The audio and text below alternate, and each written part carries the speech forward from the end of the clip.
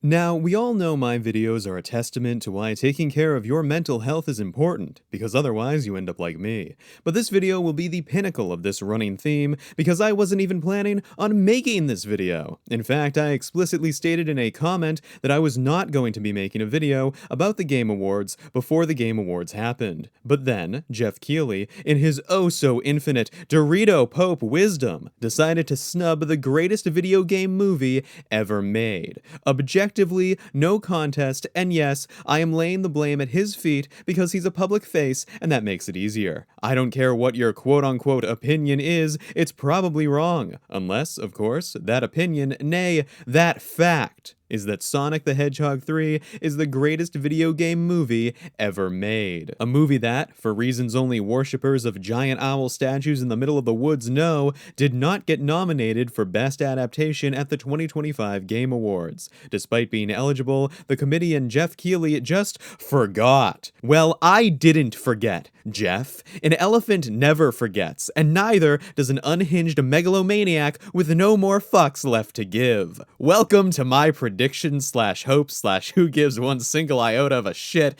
video about the Game Awards before the Game Awards happen. My regular audience may have noticed things are a little more scuffed than usual in this video, and that's because I'm writing the script for this on Monday night. It is currently 9:52 p.m. my time zone as I type this sentence out, and by the time I'm recording, it'll be Tuesday afternoon. We are speed running this motherfucker like we're Sonic the Hedgehog on crack cocaine, because I've decided that if the Game Awards are going to screw over the blue blur, I might as well take the time out of my busy week to see what did end up getting nominated. As of recording, I have no idea how much of this is going to be edited and how much of it is just going to be this image. I will do as much as I possibly can before releasing this on Wednesday afternoon or night or whenever the hell you're seeing this. I'd like to dedicate this video to the memory of Dr. Robotnik. May he rest in the great Robotropolis in the sky. Saving the Game of the Year nominees for last, just like last time, we have Best Game Direction. Nominees include Norman Reedus' Pregnancy Simulator Part 2, Ghost of a Studio that's going to be shut down in 5 years, a completely accurate Greek god dungeon simulator, the last good multiplayer split-screen game a non-Eastern studio is ever going to make, and the good one. Can you tell I haven't played any video games this year, and I'm only doing this out of carnal spite? Now, from what I understand, Claire Obscure Expedition 33 is the first good Western turn-based RPG to come out in, like, forever. And it also apparently has a good story outside of one chapter, but I can't remember which one that is. Either way, due to the lack of 2D women on this list, worth your time anyway, I will be defaulting my choice to Expedition 33, simply because I was told it was good by other people. By the way, I'm not actually voting. This is all performative. I'm genuinely having a mental health crisis and don't know how to process my emotion. For Best Narrative, we have 3 from the last category alongside 2 newcomers, those being Silent Hill Hinamizawa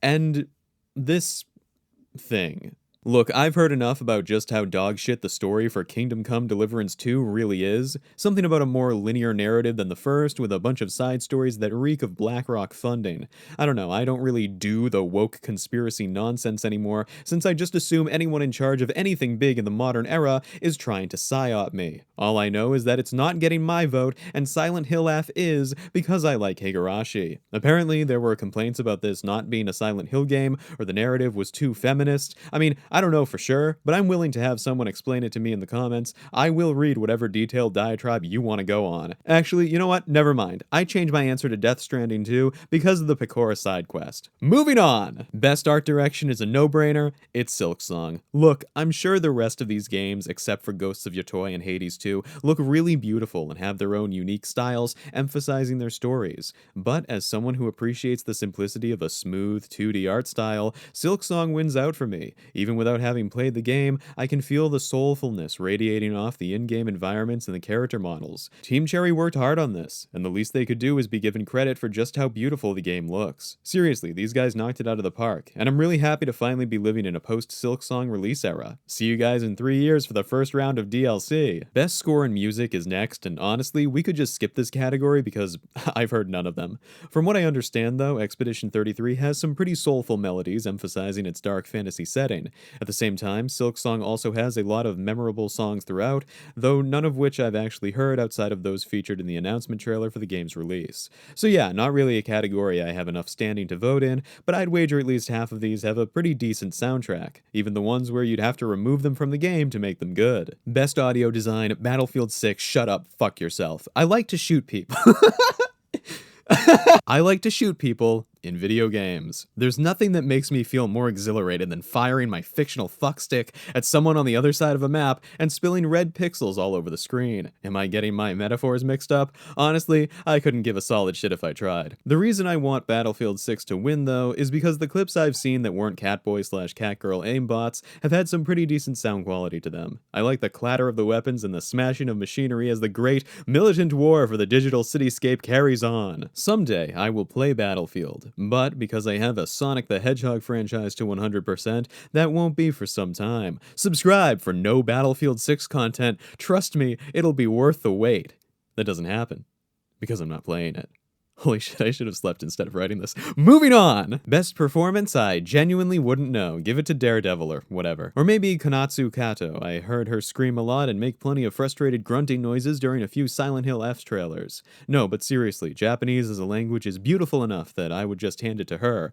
Unfortunately for Kato, though, I genuinely have heard the voice acting for Expedition 33, and it does sound really good. Now, I don't know who voices who, or anything like that, but I think Charlie Cox, Ben Starr, or Jennifer English are worthy of taking home the trophy. They're all genuine performers who deserve more recognition. Final answer. Next question. Innovation and accessibility. As a mentally disabled person myself, I do enjoy when a game is able to make itself more accessible to me. Unfortunately, none of these games have the most important accessibility function of them all. Anime Girl Titty. Assassin's Creed Shadows comes close, but gets ruined by Yasuke Yaoi fanfic. So I'm going to go with Doom the Dark Ages, because unlike all these other games, I actually know what this one does in terms of accessibility. See, the game does this really cool thing where it freezes your computer every 30 minutes, forcing you to take much needed breaks from the gameplay. It even does it in the middle of cutscenes, prioritizing player health over the story. Really great work, id. Can't wait to see what you do with the DLC, though not sure why it needed a whole statue out in the desert. Games for Impact, I don't care, none of this looks good.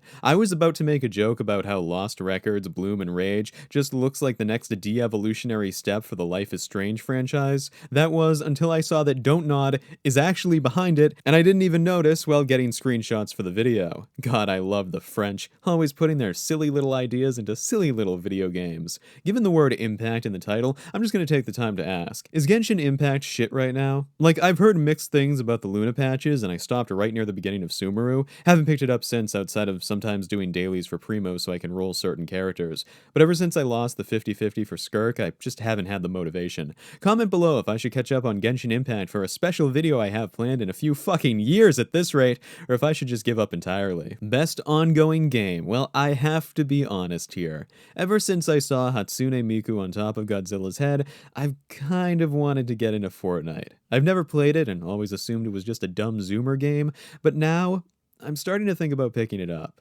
That's how you know the brainworms are winning. But for me, my main squeeze, and the one I hope wins in this category, is Marvel Rivals. Have I played it as much as I want to? No, of course not. My life is never going to slow down enough for me to truly do everything I want to do. But I have played enough over the last year to say that it is a fantastic hero shooter with plenty of unique elements to it that are so much better than shit like Overwatch 2. I mean, yeah, the curvy characters are nice and all, but the game just feels like being dropped into a comic book hero shooter with so many awesome, familiar faces that play well.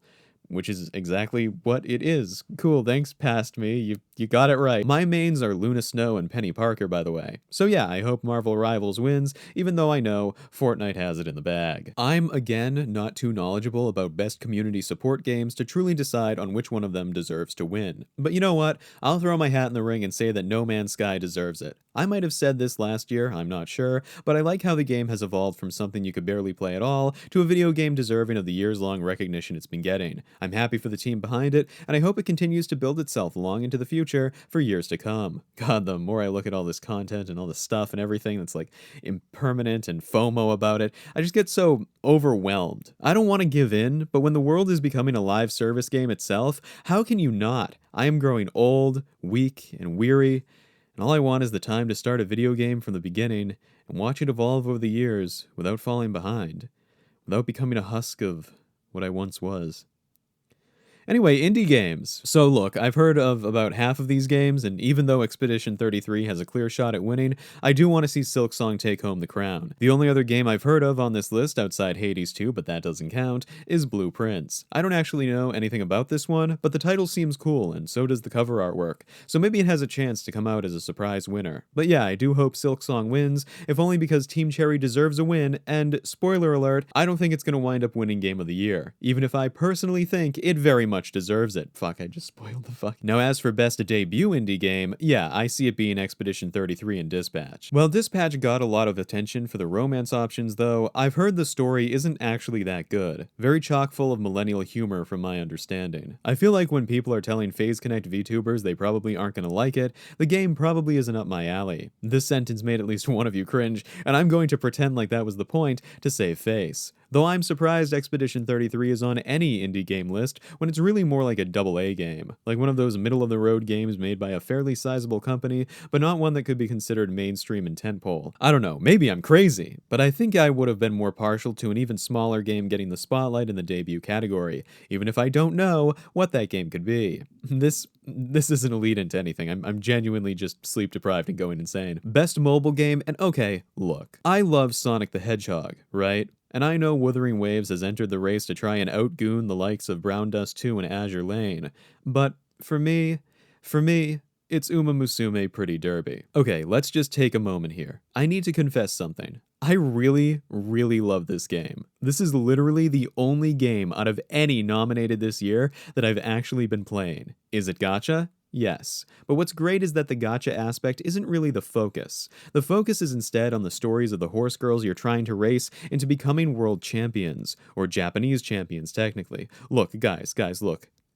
Rice Shower is so cute, okay? I have her regular version and her Halloween version, and I'm going to make sure I have enough carrots saved up so I can get her third form right away when it shows up in 2 or 3 or 7 or however many more years it'll take Global to catch up. I love Rice Shower a lot, and it makes me giddy thinking about making her champion of the world. So Uma Musume gets my vote, and I strongly urge all of you to vote for it too. Even though I said I wasn't voting earlier, I now will be, because why not? That's actually a lie, I didn't do it. Best VR or AR game, and honestly, I couldn't be fucked to give a shit. I haven't played any of these games, and all I know about any of them is that the Deadpool one has really awful writing. So sure, whatever, Alien Rogue Incursion. No, I will never play it, and no, I have no intentions of ever buying a VR headset unless I win the lottery or can write it off as a business expense somehow. But it's got the Xenomorph, and I do love me some good alien shoot gun action. Which I'm assuming that's what this is. I don't know, it's already 11 p.m, I need to get this thing written before sunup. Best action game, and oh look, it's our old pal Battlefield. I'm not sure where to put anything on this particular category, but from what I understand, Battlefield has a lot of cool shooty moments, while by contrast, something like Doom the Dark Ages just has you spamming the same few weapons all the time to finish the game.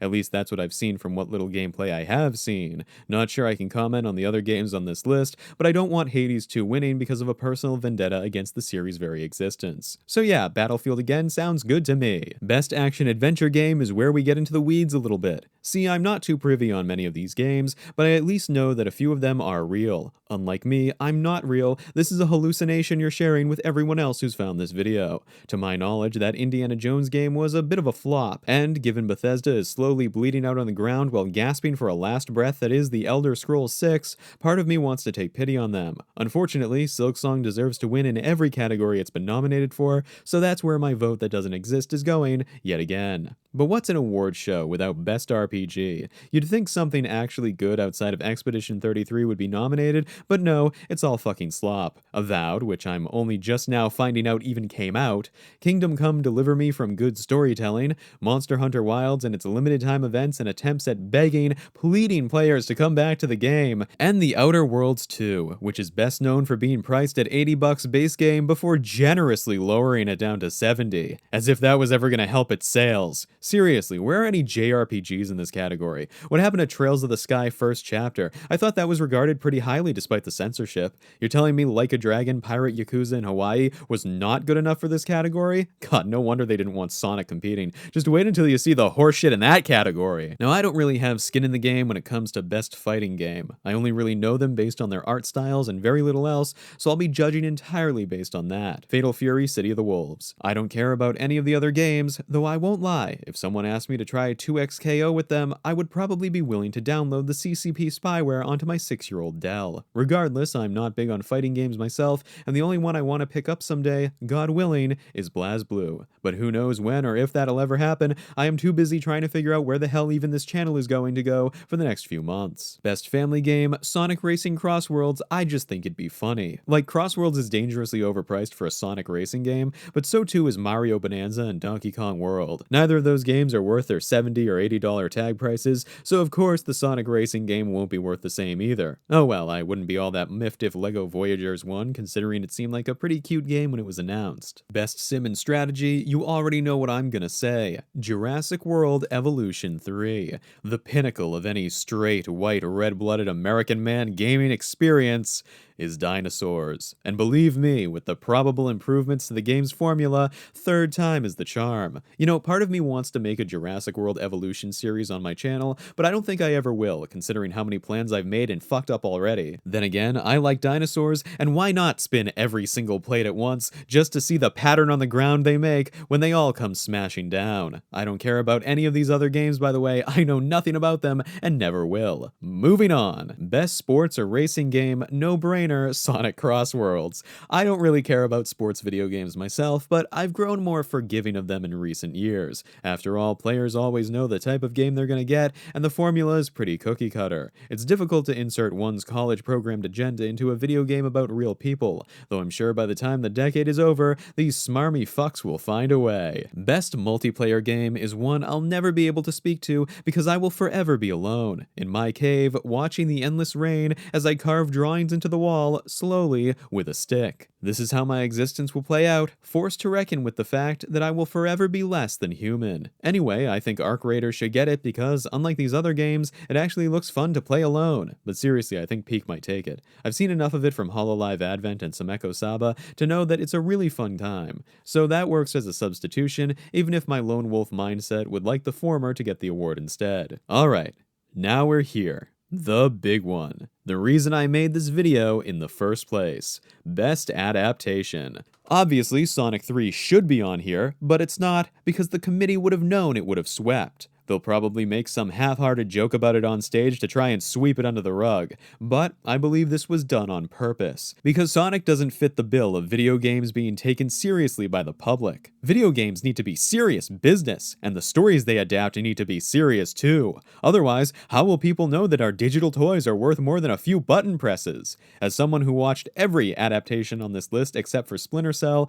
I can confidently say Sonic 3 is better than all of them. And that a Minecraft movie should win because it's light years better of a time than all this other self-important fucking nonsense. Until Dawn wasn't even an Until Dawn movie. Devil May Cry was just mid-budget fan fiction, and The Last of Us Season 2 was one of the dumbest seasons of TV I've seen in a long, long time. I can't believe I sat through all of this dog shit, and no, I'm not going to give you the context as to what caused me to sit through Until Dawn. I do what I want, and nobody can stop me from being a fucking idiot. But yes, Sonic 3 is better than every single one of these other installments, and I hope Jeff Keighley is shitting his britches thinking about how he is now in the sights of the Ultimate Life Form, who's going to be getting a movie at the end of 2028. 100% it's going to be Shadow. I'll explain everything at a later date. Not that it'll get nominated for the Game Awards in 2029. Oh wow, most anticipated game. Gee, I wonder what game is going to win in this category. It's a real mystery to me. Dude, I genuinely thought the 9th Resident Evil game was out by now because of how many people have been talking about the main girl's panic attacks or whatever. I have no idea what's going on with Wolverine outside of Mansteek's Crimson Chin,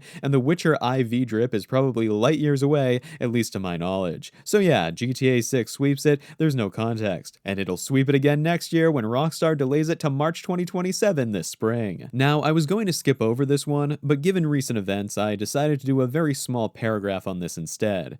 Content Creator of the Year. We have 3 flesh bags, an actual VTuber, and a peanut. Peanut. Now, look, I'll be honest. I've seen some clips of the burnt peanut, and he's funny, okay? Like, obvious industry plant based on how fast his numbers have grown, right? But he is actually, genuinely funny to watch, and I understand why people like him. He'll probably win this award, and he'll deserve it. Like, he's cool. I like him.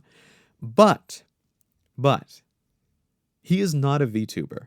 Do not let any of these drooling idiots or pussyfooters tell you that this guy is a VTuber.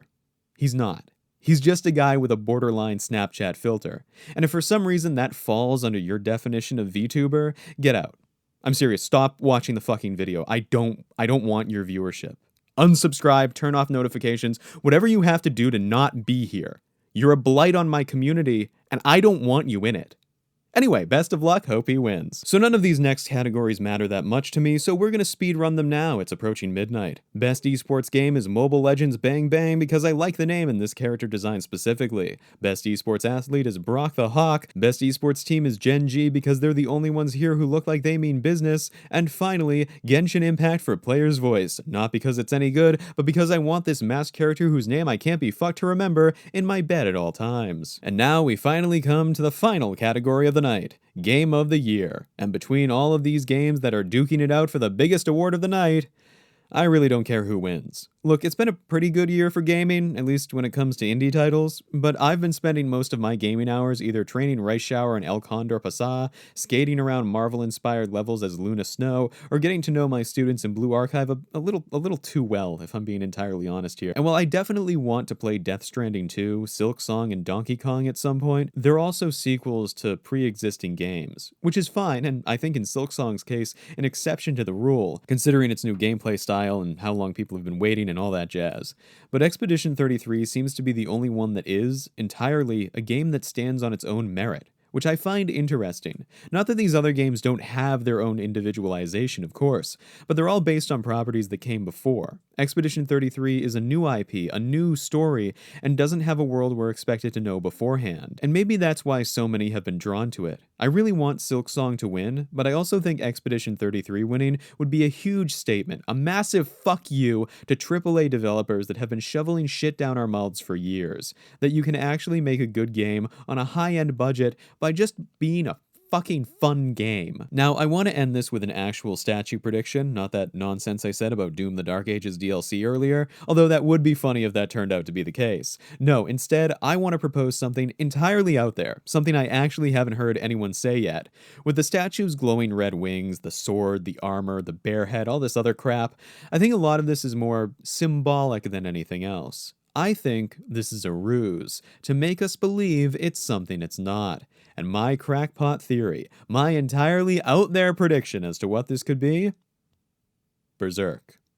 I think this is From Software's Berserk game. I have no evidence, and I am probably way off the mark. But something in my gut, in my soul, is telling me this is Berserk. And hey, look, it's out there, right? But with the number of denials from Lords of the Fallen to Diablo 4 to every other possibility under the sun, I don't think this is too far-fetched. So yeah, Berserk statue, final answer, and that's the end of this round. So this script was like way longer than I anticipated. But still, after Sonic 3 got snubbed, I decided screw it, I needed some way of letting off steam about it. I'll be watching the Game Awards live on Thursday night, and potentially live posting about it on my Zitter account. I'm not sure how things are really going to go down at this award ceremony / commercial presentation, but I am looking forward to seeing if Western gaming can actually heal, or if the East will finally take its rightful place as the most powerful region for video games on the planet. I believe in Japanese, Korean, and Chinese supremacy in gaming, and I hope every other company that has more than 3 dozen people in it rots. And now it's time for me to crawl back into my mental instability shell until Jeff Keighley announces Divinity Original Sin 3